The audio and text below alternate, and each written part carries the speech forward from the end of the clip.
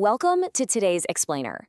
Man, we are looking at a day that's absolutely going to go down in crypto history as a massive study in cognitive dissonance. Right now, on May 27th, 2026, we're literally witnessing an incredible paradox playing out in real time. On one side, we've got sharp, visceral pain for retail traders, but on the exact same day, groundbreaking, confident adoption from traditional institutional players. It's like two totally different realities. We're going to break down the data from the past 24 hours to show you exactly how this is happening, what it means for your portfolio, and how you can read the signals hidden in all this noise. Okay, let's dive right in. So here's the core question we really have to answer today. If you open up your tracking apps right now, you're probably seeing a sea of red across leveraged altcoins and derivatives, right? I mean, there is absolute panic on social media. But if you look over at the equity markets, and if you watch where the smart institutional money is flowing right this very second, Wall Street is buying in. No way around it.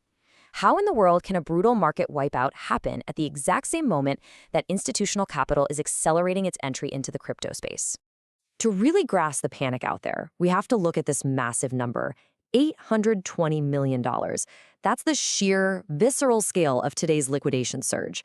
As the price of Bitcoin tapped that $78,000 resistance level, boom, a sudden spike in volatility triggered a massive wave of liquidations across the broader crypto market.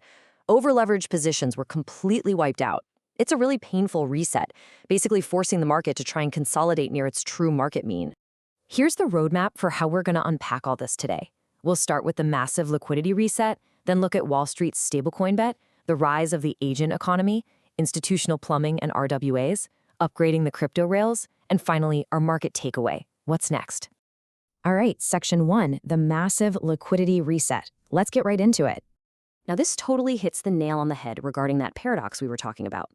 Over in retail reality, $820 million was completely flushed from the system the second Bitcoin hit 78K. That's the brutal cost of extreme leverage. But hop over to the institutional reality and things are entirely different. Circle Internet Group stock, ticker CRCL, is actually up 15% today.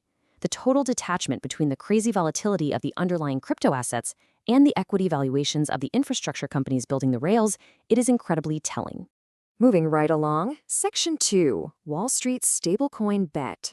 So the really crucial point here is understanding why Circle stock is surging 15% today while the rest of the market bleeds. You see, Wall Street doesn't care about the day-to-day crypto drama. They are looking way down the road at the legislative horizon. This rally is heavily driven by institutional anticipation of the Clarity Act markup. Regulators and traditional finance players are increasingly looking at stablecoins not as some crypto casino chip, but as the actual primary rail for global payments and tokenized finance. Wall Street is aggressively positioning for a future where these digital dollars are legally, seamlessly integrated into the U.S. financial system. But hey, stablecoins aren't just for human traders anymore. That brings us to Section 3, Rise of the Agent Economy.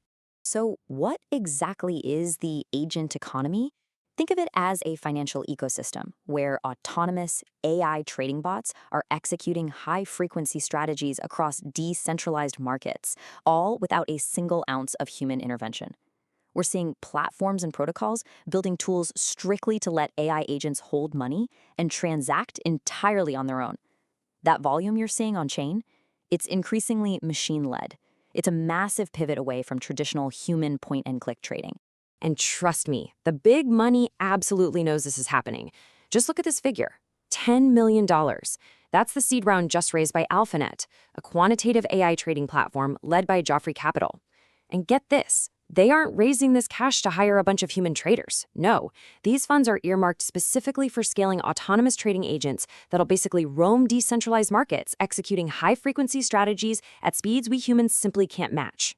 It's a fundamental shift in who, or rather what, is actually doing the trading out there. All right, let's see how the actual mechanisms of trade are adapting to these massive players in Section 4, institutional plumbing and RWAs, or real-world assets. What's truly wild here is where this push is coming from. This isn't some radical crypto anarchist talking. This is the formal strategy of Galaxy Digital, a massive institutional player. They're actively pushing the SEC to include automated market makers, or AMMs, under tokenization exemptions. Why?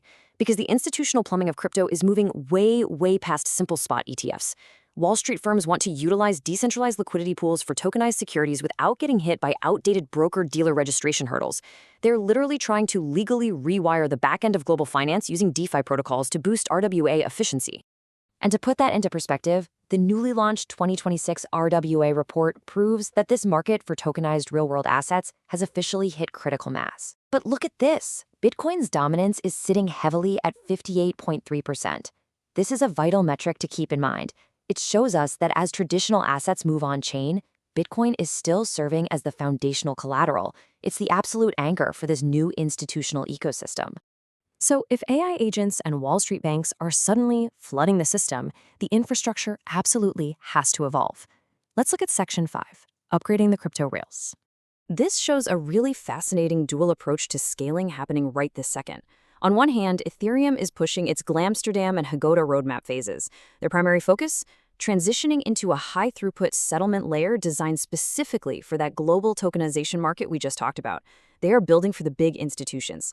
But meanwhile, networks like FastSet are launching a parallel settlement layer focused entirely on instant retail micropayments. They're basically providing a decentralized alternative to traditional credit card rails for low-value, high-volume, everyday transactions. So the underlying tech is literally bifurcating to serve two entirely different economic needs. We've covered a huge amount of ground today. Let's pull all these threads together in our final section. Market takeaway, what's next? The absolute crucial takeaway here is how we frame today's brutal price action chronologically. Pre-May 27th, we had some highly over-leveraged positioning built up in the market. Today, May 27th, we're taking the hit with that $820 million liquidity reset. As nasty as it looks on a 24-hour chart, market analysts actually view this as a painful but completely necessary cleansing of leverage. By flushing out all that toxic positioning, the overall market structure is strengthened. Theoretically, this paves the way for a much more stable ascent toward those $85,000 targets projected for later this month. So, here is your actionable roadmap moving forward. Step 1. Keep a really close eye on that $78,000 Bitcoin support level following this liquidation event. We really need to see if the market can consolidate near its true market mean. Step 2. Monitor if this crazy momentum in Circle stock price translates into higher on-chain stablecoin volume. If Wall Street's equity backs start turning into actual on-chain liquidity, the market is primed for a high-conviction breakout. And Step 3. Track the daily volume share of AI agents and tokenized real-world assets. Let's summarize the bottom line of today's explainer.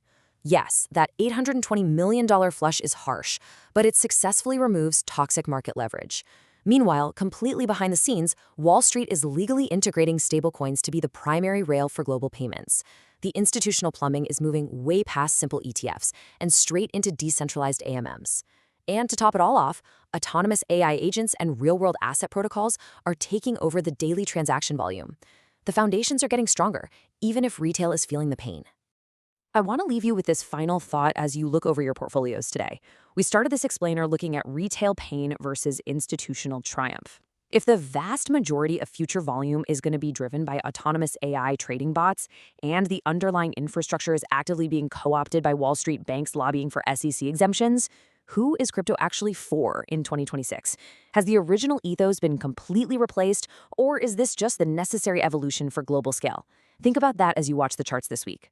Thanks for joining me on this explainer and keep learning.